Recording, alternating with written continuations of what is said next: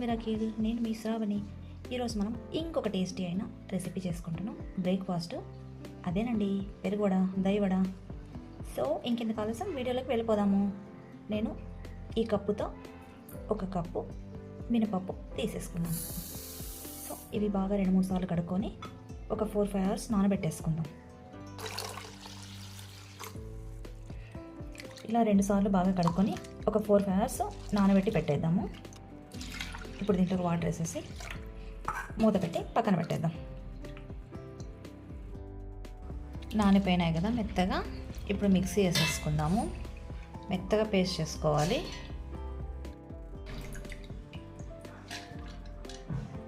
మెత్తగా పేస్ట్ చేసుకుంటేనే వడ సాఫ్ట్గా ఉంటుంది.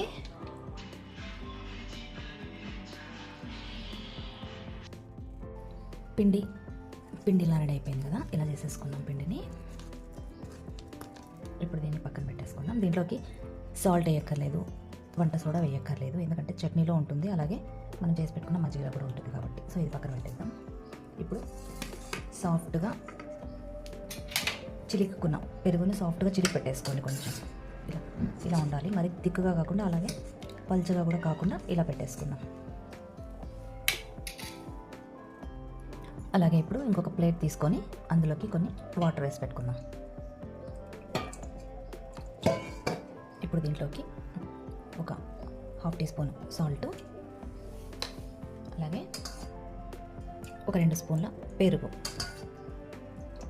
ఇవన్నీ వేసి బాగా కలిపి పెట్టేసుకుందాం. సో ఇది కూడా పక్కన పెట్టేసుకుందాం.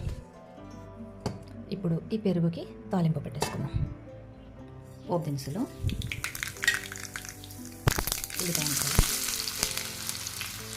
అలాగే కరివేపాకు. ఇప్పుడు ఇవన్నీ బ్రౌన్ కలర్గా ఫ్రై అవనిద్దాం. ఇప్పుడు ఈ తాలింపుని పెరుగులో కలుపుకుందాం. అలాగే ఇప్పుడు ఇందులో కొత్తిమీర కూడా వేద్దాం పైన. ఇప్పుడు దీన్ని పక్కన పెట్టేద్దాం. ఇంకా వడ చేద్దాం. ఆయిల్ వేడెక్కింది కదా, ఇప్పుడు మనం తీసుకున్న పిండిని జస్ట్ ఇలా కొంచెం వాటర్ తీసుకొని వాటర్తో అద్దుకొని ఇలా వేసేయాలి. ఇలా హోల్ పెట్టేసి ఇలా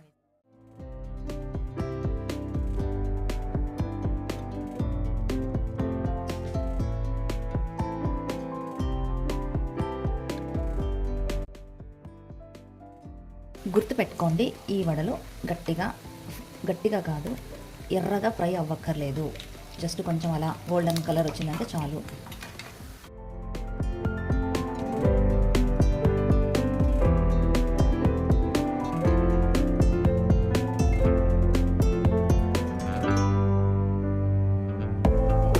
తీసేసుకుందాము వీటిని.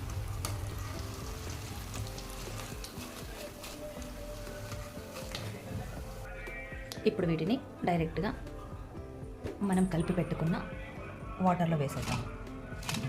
పెరుగు వేసి పెట్టుకున్నాం కదా, ఆ వాటర్లో వేసేద్దాం. అలాగే ఒక 6 మినిట్స్ అయిపోయింది కదా, ఇప్పుడు ఒక్కొక్కటి తీసి ఇంకొక బౌల్లో పెట్టేసుకుందాం.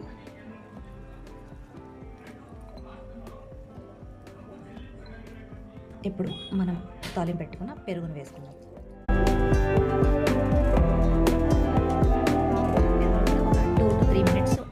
మెత్తగా నానిపోయినాయి అనుకో, సాఫ్ట్గా, జ్యూసీగా, టేస్టీగా చాలా బాగుంటాయి. ఇవి డైరెక్ట్గా ఇట్లా తిన్నా బాగుంటాయి, లేదంటే చట్నీతో తిన్నా బాగుంటాయి, లేదంటే ఫ్రిడ్జ్లో 2-3 అవర్స్ పెట్టుకొని కూల్గా తిన్నా కూడా చాలా బాగుంటాయి. చూడండి ఎంత బాగుందో చూడటానికి.